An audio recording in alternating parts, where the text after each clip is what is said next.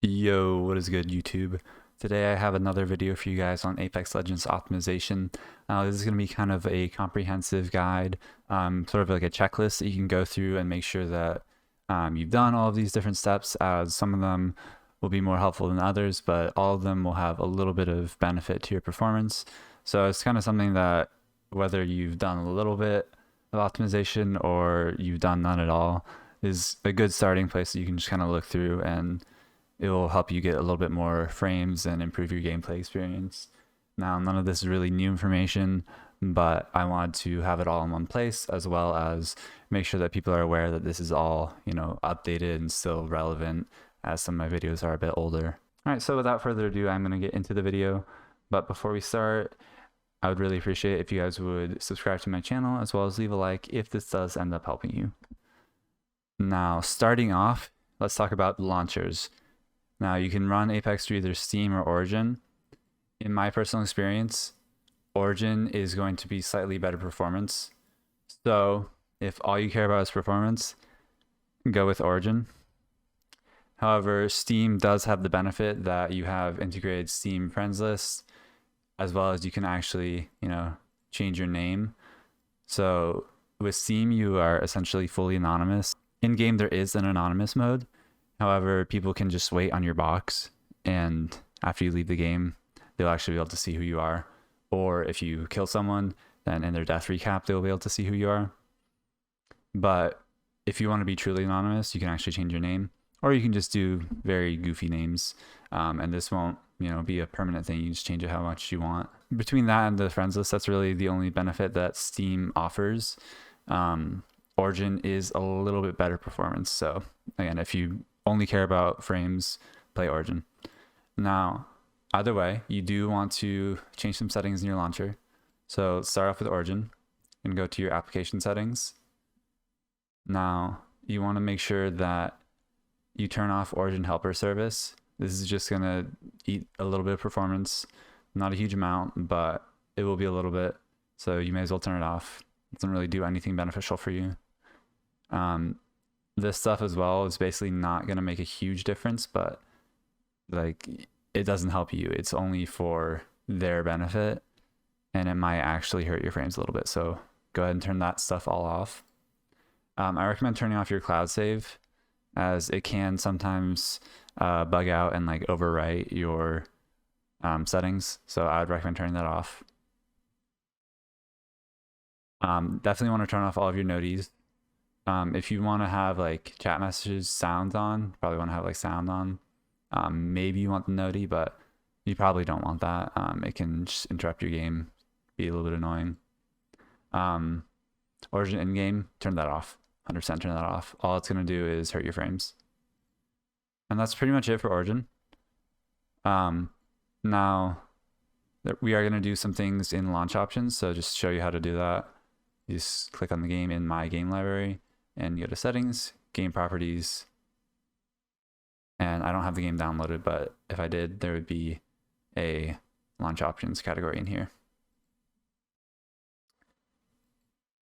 Okay, so moving on to Steam. Now, you want to go to Steam Settings, in-game. Now you're going to need this on, obviously, the first time that you log in, so that you can log into your EA account. But go ahead and turn that off, as it is going to potentially reduce your frame rate, as well as if you do have it on for whatever reason, if you really like it, I won't blame you. If you really want to use it, that's okay. But definitely change the shortcut key if you are not an auto sprint user, because if you're sprinting and then you try to open your inventory, it's going to open up the in-game. So make sure you change that.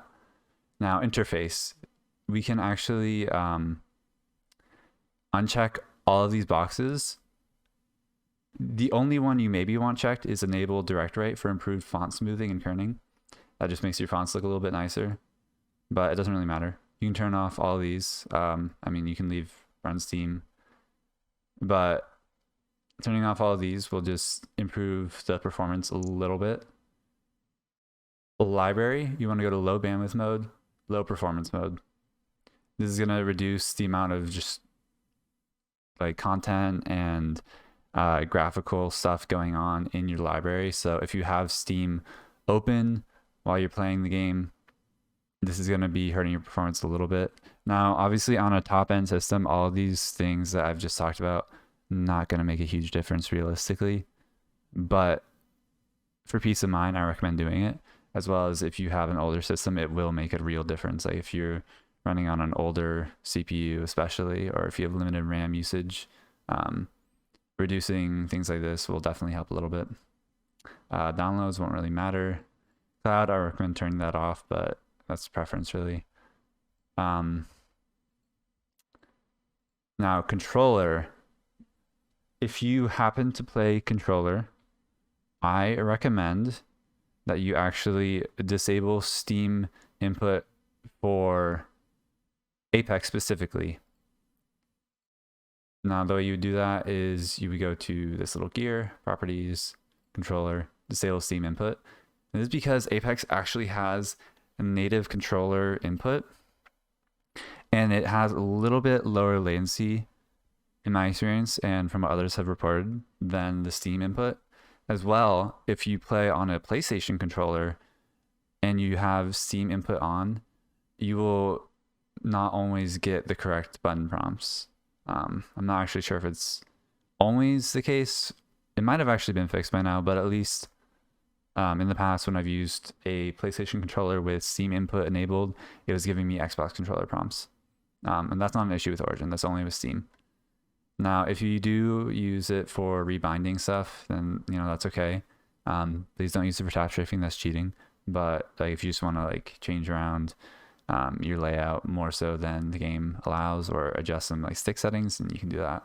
But if you're just playing stock controller, I'd recommend just disable this and just use the native setting. Now, just to cover for launch options, I'm gonna only show it in Steam for the rest of the video, but I did show how to do it in Origin. So you just go to your properties and it just takes you right there. All right, so now that we've covered the launchers, let's go ahead and cover the in-game settings that are relevant. Before we address the in-game settings, you want to go ahead and find your save game location. Now it's basically going to be wherever your user profile is in Windows. Should be like on your C drive, probably users, and then your name, save games, respawn, Apex, local. Now video config, main thing is we want to make sure if you've done any previous messing with this, make sure that read only is off right now, because we're going to change some in-game settings. And if you leave it on, it's not going to save any of that. So go ahead and uncheck read only and hit apply. All right, now that we've done that, we're in the game. Let's look at the video settings that are relevant. So obviously the first thing is you want to play full screen. Please do not play borderless full screen. I know it's a little bit more convenient, but the performance is not as good because this is a DirectX 11 game. Now I believe this game is going to be getting DirectX 12 support in the future. So when that does happen, it's going to be irrelevant and you're going to want to play whatever mode you feel like, but borderless and full screen are essentially the same thing in DirectX 12. So when that happens, you can play borderless all you want. But for now, it is just inferior in every way. It's just not going to be a good experience. So please don't do that.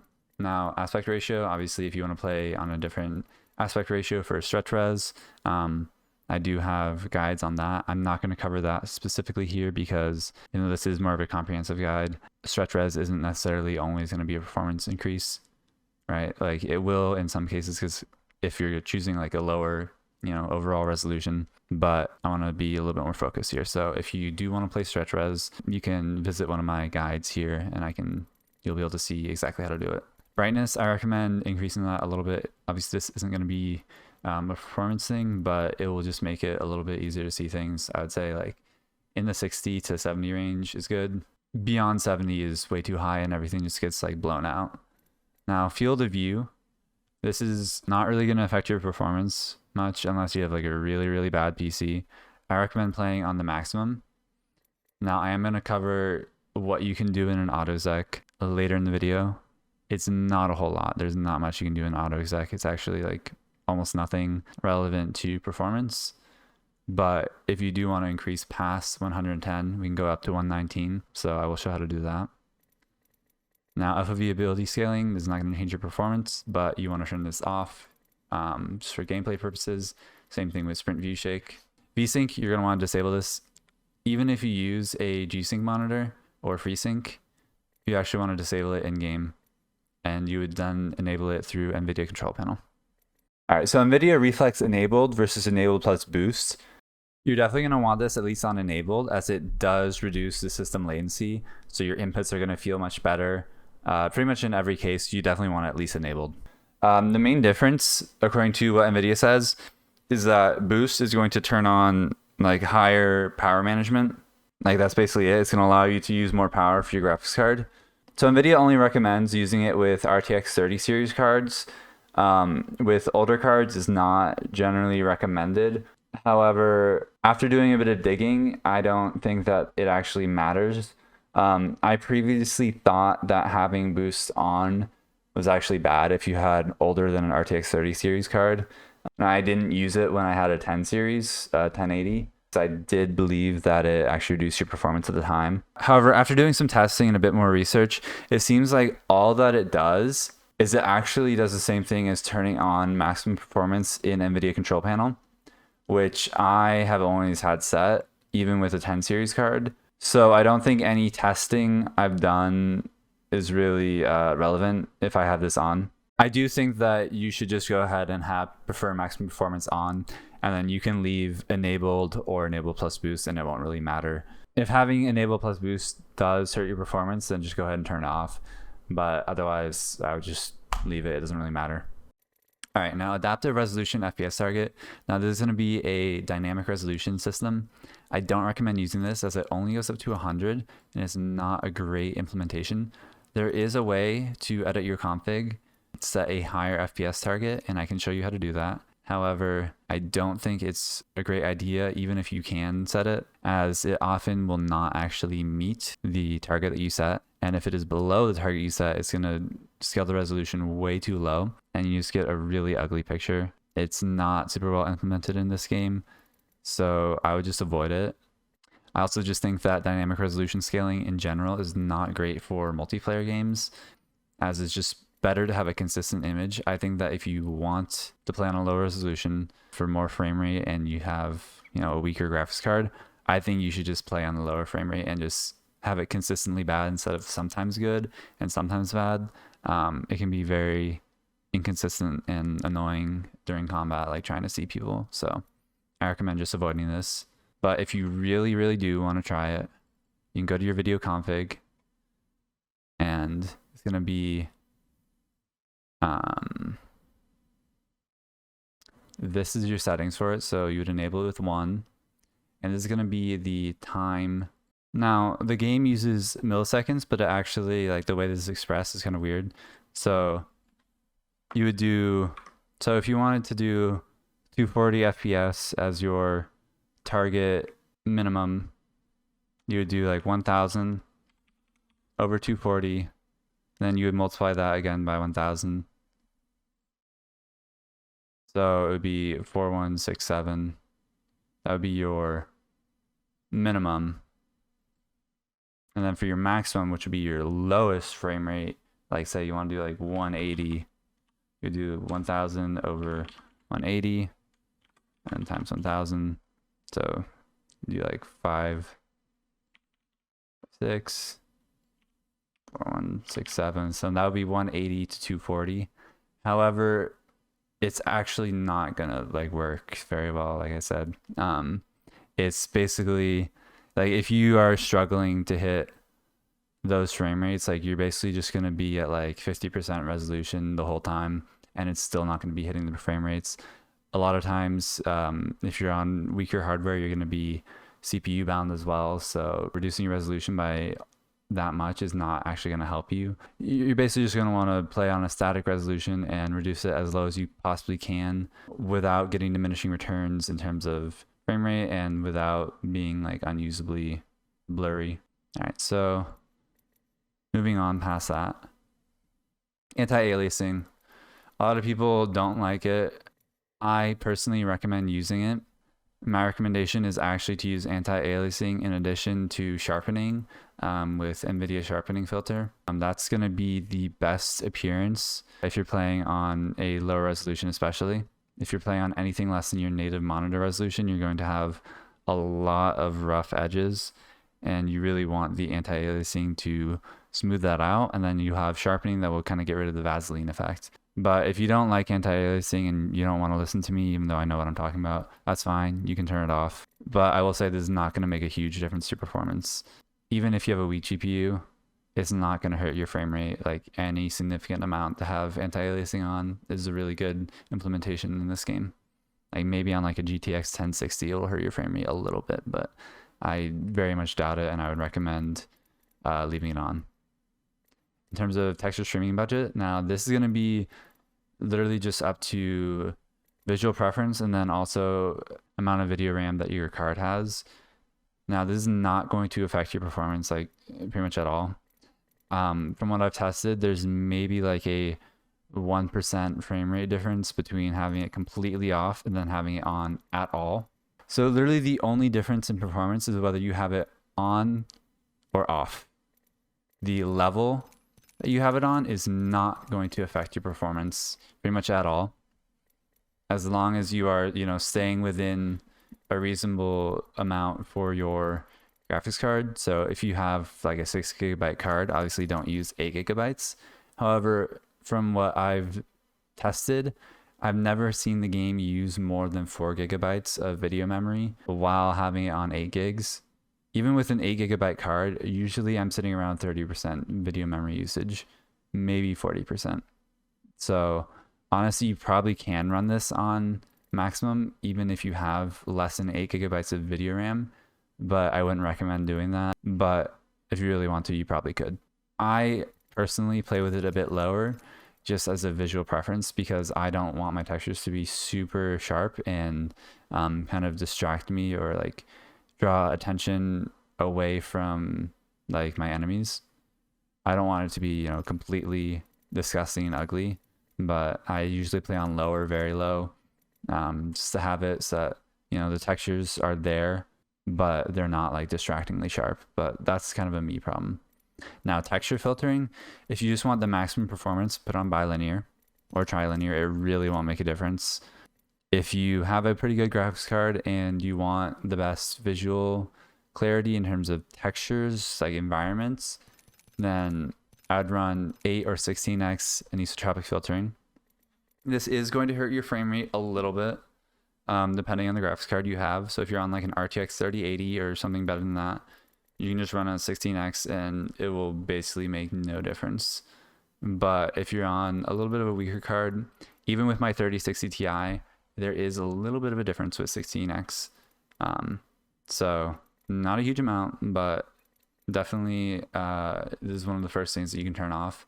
And basically what this is going to do is it's going to affect how sharp textures are from a distance, right? So if you have this on 8 and you have it on trilinear, then things are going to look really sharp close up. Like your gun will look really sharp, your hands and like characters in front of you will look really sharp, but the environment past like a few meters will start to get kind of blurry again. So again, for visual clarity purposes, if you're more of a competitive player, or not even like competitive, but you know, you're pretty good at the game and you just want to be able to see your enemies, then there's no real benefit to having this on past trilinear.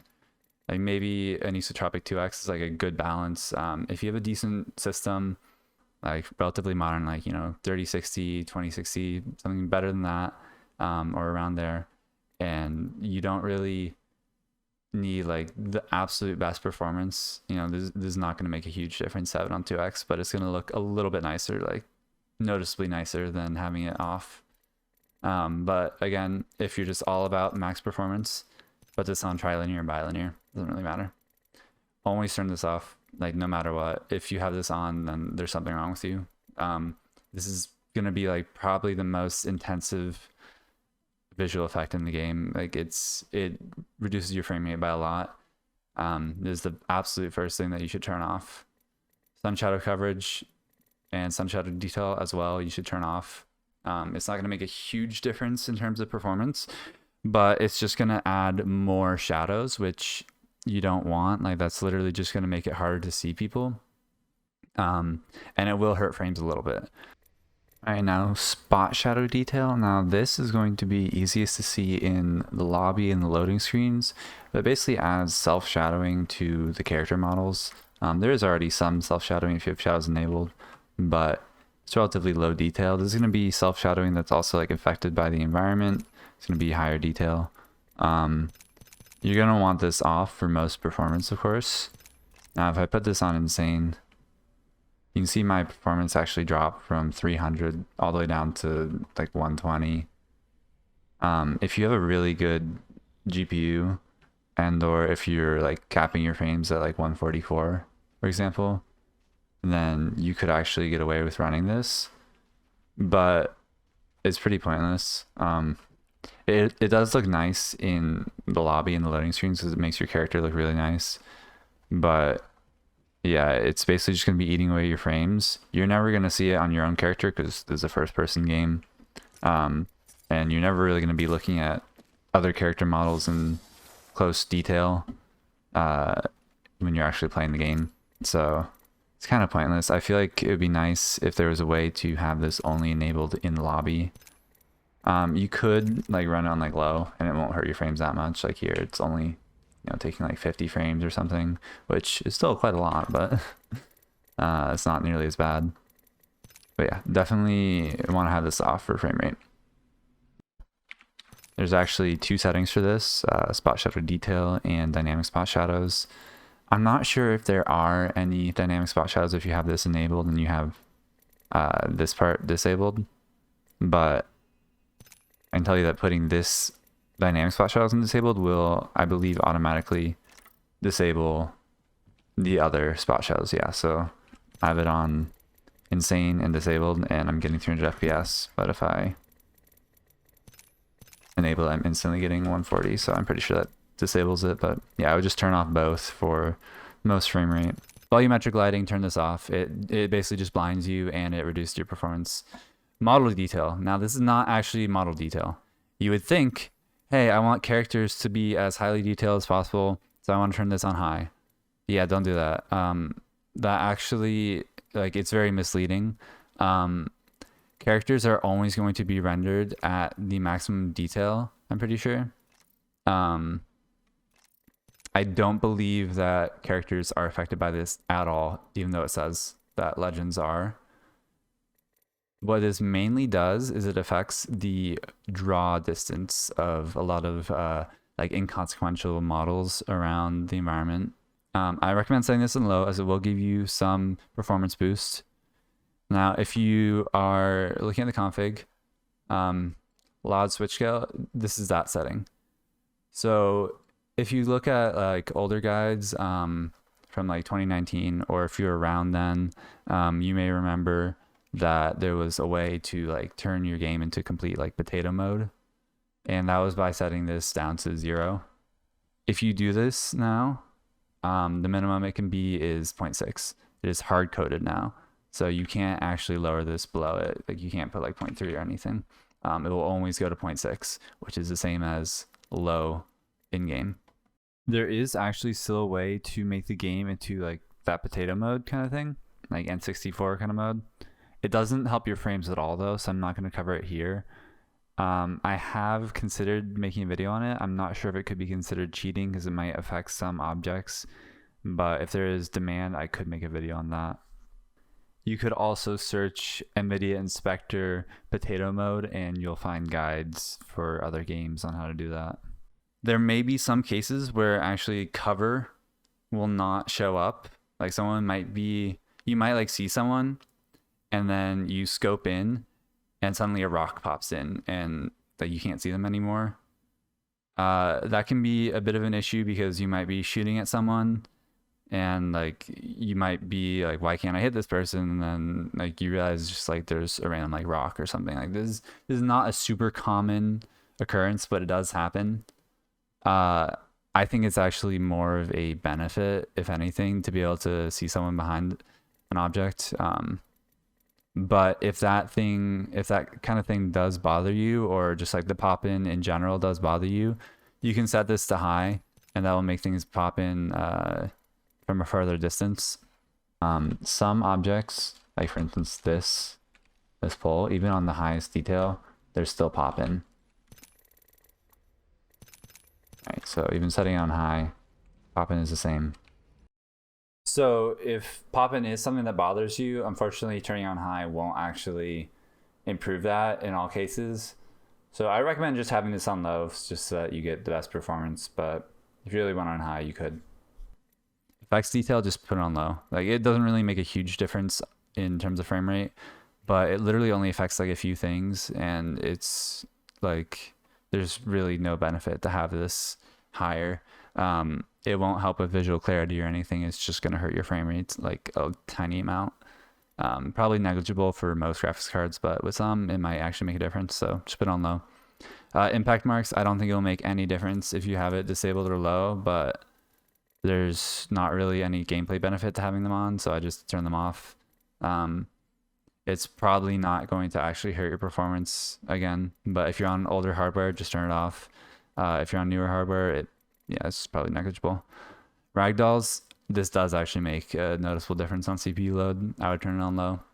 And you will also notice that if you have this on high, like after you kill someone, their body will be like around for much longer, and it can be kind of distracting. So I'd recommend just turning that on low. That's gonna be it for in-game. However, there's one more thing that we can do in the config. That's gonna be setting.csm enabled. So this is gonna be 1 by default. What this does is this turns off character shadows, as well as some environmental shadows. This is gonna actually give you a pretty nice frame rate improvement. Especially on older hardware, this is gonna make a pretty big difference. So I'd recommend doing this. Now, there are gonna be some cases where like you could theoretically like look at someone's shadow, and that could actually help you. Like if someone's on high ground above you, that could theoretically help you. But the amount of times like that's happened compared to the frame rate benefit you get is just like it's not worth it to have them on. I would recommend just turning it off. So you need to save that, and then once you've saved that, you need to right click and make it read only. So that will make it so that it does not override the shadows. Otherwise, it will launch with shadows turned off, but if you make any kind of change to your graphics settings ever again, then it will turn it back on. So keep it on read only, and it'll prevent that. And that's why you want to make sure that you first turn off read only, and then set everything as you want, like set your texture streaming budget and everything. So that way you don't have to like mess around the config. You can just do it in game, and then you can just change the one thing instead of changing everything. All right, so that's gonna be it for graphics. Now let's talk about audio. Now we actually cannot use audio occlusion anymore. That's been disabled, but there is one config kind of thing that we want to do. You might, when you first launch the game, if you haven't fixed this, you might have an issue where this is showing up as surround, and that can cause some issues. So the way we want to fix that is we can actually go to our launch options, and we want to put plus num speakers 2. And that's going to guarantee that it puts it in speaker/headset mode. So go ahead and do that. Now these are not going to be really performance related, but in game I would recommend turning off your crosshair damage feedback, as I do find that the big X it's just too big. It takes up too much of your screen, and it doesn't really provide any benefit that you don't already get from having damage numbers on. Now by default it's going to be on both, I think, or maybe it's on stacking by default. By the way, I recommend stacking. Floating numbers, it literally just shows individual events, so it's not very helpful compared to just having stacking. There's literally zero reason to have both on. as it doesn't give you any extra info. It just clutters your screen. Floating, like it's just not as good as stacking because you want to be able to call out a damage number. I recommend turning off button hints, put interact prompt cell on compact because default is disgusting. Faded ping opacity. Auto sprint, I recommend playing with it off, so that way you can actually walk whenever you want to. However, if you do use auto sprint already, I do have a way to actually find a walk button, and that will be linked in the description. Damage feedback, I recommend just putting 3D. I don't recommend having both, as it's just extra visual clutter. 3D seems to be the easiest to see. Definitely turn off this setting, as you will be unable to use a crafting menu in the ring, and you won't be able to get shield swaps if you're getting shot at. And this performance display, turn that on, so that way you can see ping, FPS, and all that. I think that's pretty much it for this. I personally use colorblind setting, even though I'm not colorblind, as I find that is actually a little bit more clear, a little bit nicer on my eyes, but that's just personal preference. I recommend turning off subtitles because it's just going to clutter your screen, like you know what they're saying, unless you play with a different language, in which case, you know, whatever, who cares. So that's pretty much going to be it for the in-game settings. However, we do have more things I want to cover. So one of the biggest things that you can do if you have a high refresh rate monitor especially is going to be actually making sure that Apex runs in proper full screen mode. So with 99% of games, what you have to do is you just go to your game exe, you right click, properties, compatibility, disable full screen optimizations. So go ahead and do this now. However, this is not actually going to work. We still need to do it, but it's not going to work. Basically, what full screen optimizations is that in Windows 10 and newer, basically full screen programs don't actually run in true full screen. It runs in a fake, like, borderless mode that is kind of, it's supposed to get the benefits of borderless full screen, like faster tab out time, but it actually does have worse performance with DirectX 11. In DirectX 12, this is fixed, but in DirectX 11, it's pretty bad. It messes up your performance. In Apex especially, I've noticed when I don't have this done, there's quite a bit of stutters, and just my performance is actually like worse overall. In some games it's fine, but Apex is like especially bad.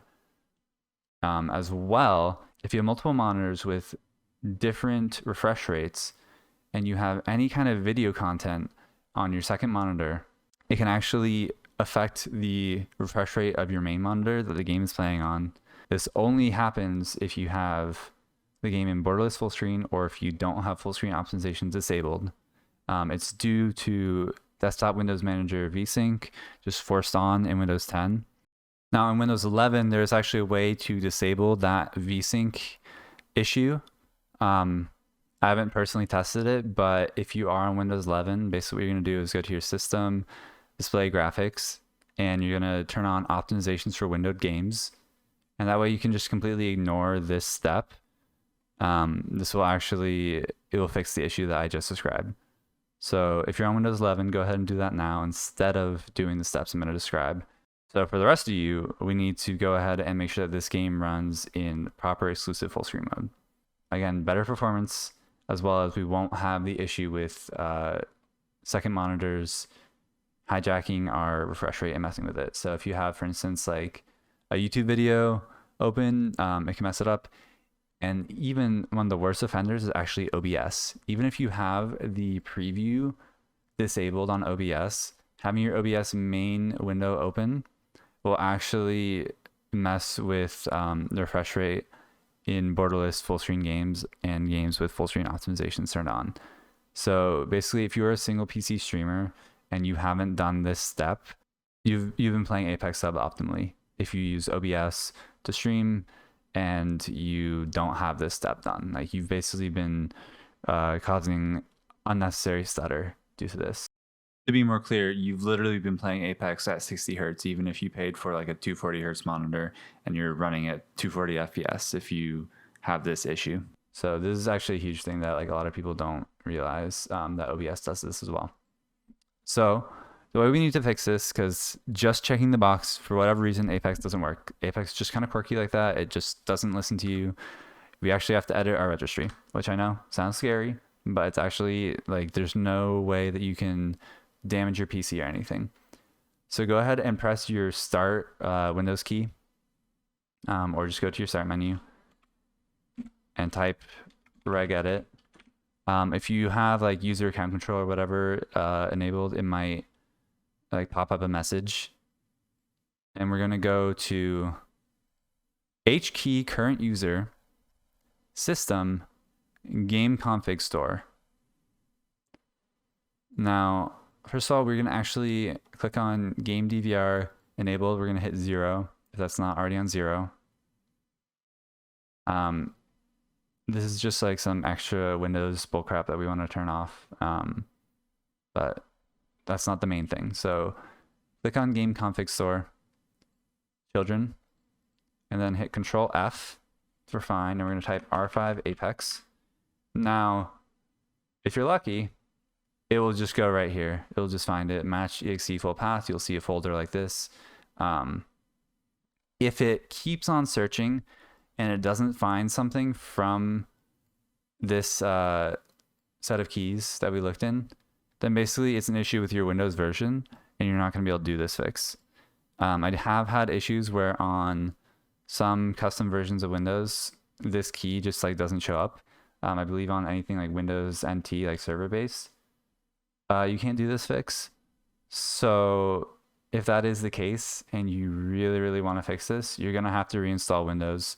I recommend you can either just do it through Microsoft, just regular old Windows 10, or you can use what I'm using, which is ReviOS. That has this key that will work. If you never run the game, also you won't have this key, so make sure you've run the game, of course. Like if you're doing first time setup on a new PC or you just recently reinstalled, make sure you do that. But assuming that we found this, what we need to do is we need to change flags. So by default, it's going to be on 11. We need to change this to 211, hit OK, close this, restart your PC just to be safe, but you probably don't have to. Now, the way that we can test this is if you change your Windows volume with like a volume key on your keyboard, or if you have like Spotify or something and you have like the overlay and you can just hit like play pause on your key, basically none of that kind of overlay stuff will show up when you're in an exclusive full screen application. So if that stuff is showing up, then it didn't work. But if it's not showing up, then that means that it worked and you fix it. Okay, so now that we've done that, the game should be running in proper exclusive full screen mode. It is going to take longer to tab in and out of the game. That is unfortunate. However, it is absolutely worth it, as you are going to be getting better performance, and you're not going to be having as much stuttering, as well as we're going to fix the refresh rate issue with multiple monitors. So this is one of the most important steps that you can do for Apex to make it run smoothly. I really, really recommend you do this. All right, now moving on. There's not much more we can do specific to Apex. All right, let's talk about Autoexec. So I did mention it earlier with FOV. Now, there's basically nothing you can do for Autoexec in terms of performance. Basically, everything related to performance that you could change in the config has been disabled, except for the ones that you can already do in game and disabling shadows. So anything, any video or like any site that you see that says like we have an Autoexec that improves performance is lying, wrong, or just it's already something you can do in game. A lot of it just doesn't work anymore. So there's basically nothing you can do for performance, but there are a few things that we can do. So I'll show you how to make that right now. So first of all, go to your Apex Legends CFG, go to your View tab and make sure that file name extensions is checked. Right click, new text document, autoexec.cfg, hit yes, Now you can edit this with like Notepad or something. So what can we do in here? We can do CL FOV scale 1.7. So if you want higher than the maximum, you can set it to 119. You can do this already by setting it as your in your launch options or in your profile.cfg, but doing this in Autoexec will make sure that it happens every time you launch the game in case that you change your video settings and it gets reset. We can also do the num speakers. So that's 2, just to make sure if you don't want to have that in your launch options. We can do bind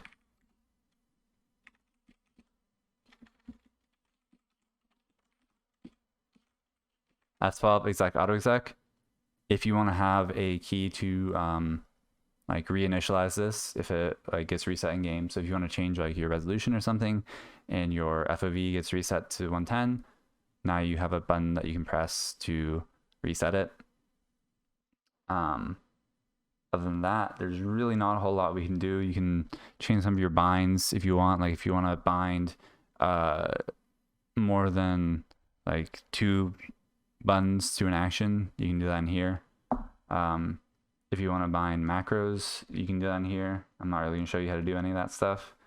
It's not really relevant to the video and questionably moral, but you can do that if you want. If you want to bind a walk button for auto sprint, you can actually do bind Shift plus walk, right? That's basically all we can do. There's really not a whole lot we can do in the Autoexec. We can do FPS max 0. You can also do this in your launch options. If you play LGS, all you're allowed to do is this. This is the only thing you can do. Technically, all this is not allowed, but like realistically, it's not an issue. So that's it for Autoexec. There's nothing you can do for performance again, so just don't worry about it. Yeah, so moving on to Nvidia settings. Now I have covered this in other videos, but just to go through it again, now you can do this in global or you can do it in specifically in Apex. Now, like I said, I recommend using TSAA, and if you want to play on a low resolution than native, and even if you are playing on native for the best appearance, I recommend anti-aliasing on plus using sharpening to fix the blurriness. Turn on image scaling and then set the sharpening. I recommend like around 20% as your maximum, probably more like 15. And you can set this as well in your GeForce experience. Now we want to make sure that basically all of this is off. Anisotropic filtering, you can set that application controlled if you're going to use it, or you can actually force it through here if you want to use it. I have it set to off. Turn off XAA and gamma correction. Basically all of this can be set to off. Low latency mode, this is overridden by reflex, so we can turn this off. For games that don't have reflex, you might want to use this, but Apex does. Max frame rate. Now I recommend you can just use in-game setting if you want to set your frame rate. I recommend playing the game uncapped, to be honest. Like there's no downside to running the game uncapped. So like why not? But if you do want to cap your frame rate, you could do this through here. It is going to be a little bit smoother in terms of frame times if you cap it through here compared to in-game. However, it's going to add a little bit of input lag, like literally 1 frame of input lag, I believe. Power management for maximum performance. I want to make sure it's the highest available refresh rate. Turn on anisotropic sample optimization. Allow negative loud bias. Texture filtering, set it to quality. There's basically no difference in performance. Like the high performance mode, you could literally be playing on like an absolute potato GPU and this won't make any benefit. Just leave it on quality. Trilinear optimization, turn that on. Threaded optimization, turn that on. Turn off triple buffering and vertical sync. We do not want VSync. If you use G-Sync, then you would turn this on. So again, if you use G-Sync or FreeSync monitor, and you have that option enabled, you would have a separate like panel here in Nvidia control panel, and you'd have it off in game because you don't want it on in game, but you would have it on in the control panel. All right, so other than that, there are some specific Windows settings that you can turn on. So go to Start, Graphics Settings, turn on Hardware Accelerated GPU Scheduling. Now, if you're a streamer, you may have heard, don't do this. That's outdated information. It actually is perfectly fine in the later versions of Windows 10. You want to go ahead and select Apex, and you want to hit Options, High Performance. If you are a streamer, OBS, you can set the power saving or high performance. It actually doesn't matter. I have mine set to power saving, and I've never had any issues with dropping frames or anything. It actually works perfectly fine. So any information that tells you don't use this mode with OBS it's just wrong and outdated, as long as your Windows is up to date. It is also worth mentioning that if you have this on, you should be able to run OBS without needing to run it in admin mode, and it will still capture games that normally need admin mode on. However, I still do run OBS in admin mode even though I have this on. So this will help a little bit with performance. As well, you can go to Start menu again, game mode, turn this on. Again, there will be some information out there that's going to tell you don't do this. Again, that it's outdated. What this does is it disables some background Windows services. So all it does is just disable some stuff that you don't need, so that way you can just play at max performance. I recommend turning off the game bar. This is basically just another overlay. There's no real benefit to it. So yeah, just go ahead and turn that off. That's pretty much going to be it in terms of what you can do, unless you want to like really strip down your operating system, and that's not really something that makes sense to cover in the scope of this video. Other than that, you can try overclocking your CPU or GPU or RAM. Those are things that are going to be specific to your hardware. So just, you're gonna have to Google stuff based on what you own, what your PC uses. If you're not sure like what your RAM is, you can actually download CPU-Z.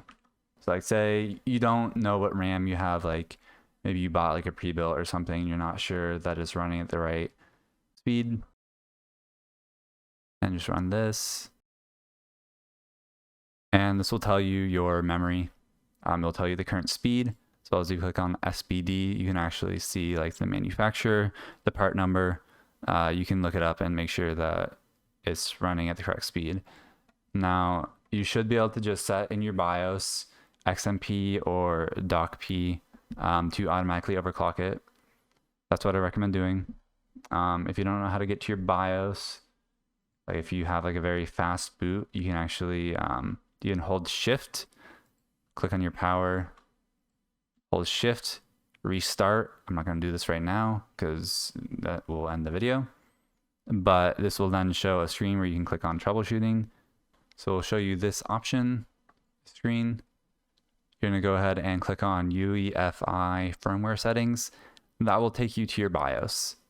So if you don't know how to get to it otherwise, so start menu, power, hold Shift, restart, UEFI firmware settings. Otherwise, you might be able to just like tap F11 or delete or something like that when you're starting up your PC. But you're gonna go to your BIOS, make sure that your XMP or DocP is on, so that your RAM is running at the correct speed. If you're on a Ryzen CPU, make sure that you turn on Precision Boost Overdrive. You can basically set that all to auto if you don't want to mess with everything, but always make sure that you have PBO on. If you're on Intel, I'm not super familiar with overclocking that, but I believe that it just comes automatically out of the box overclock to, auto overclock while you're playing.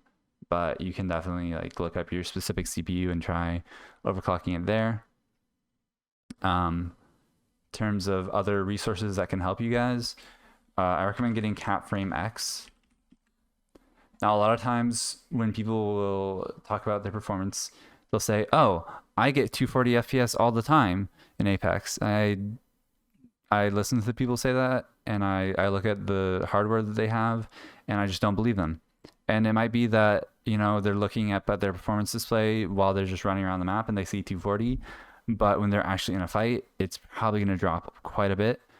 And they're not reporting any kind of like average frame rate. They're just looking occasionally at the performance display and like just, you know, looking at best case scenario.